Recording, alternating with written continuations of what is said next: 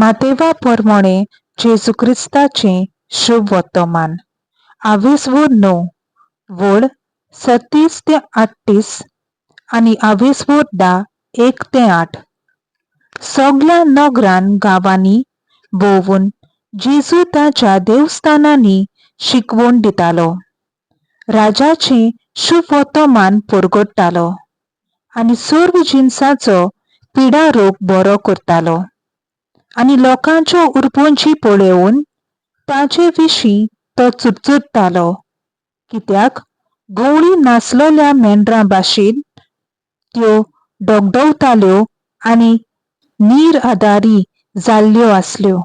तेन्ना शिसांक ताणें म्हणलें, पीक कोरेंच खूब पूण वावराडी थोडे, देखून पिकाच्या दोनया लागीं लुवणे मळणीक वावराडी धाड म्हूण मागात. आपल्या 12 शिसांक आपोवन हाडून जेजून तांकां मेल्ल्या आत्म्याचेर अधिकार दिलो आनी देंवचार काडूंक आनी सगळ्या जिन्साचो पिडा रोग बरो करूंक तांकां पदवी दिली.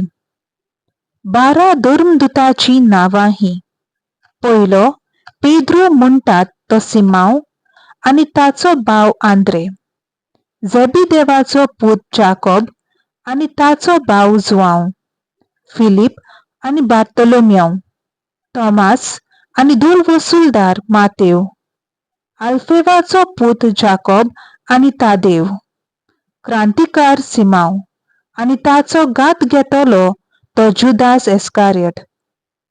ह्या 12 जाणांक जेजून असो उपदेश दिवन धाडले: अनभावात्याच्या गांवची वाट धरूं नाकात आनी सामार्यकाराच्या नगरांनी भितर सरूं नाकात, पूण अदीक करून इस्रायेलाच्या घराण्याच्या सांडलोल्या मेंढरां सोडशीं वचात आनी वचून सर्गीचें राज येवचें जालें अशें परगट करात.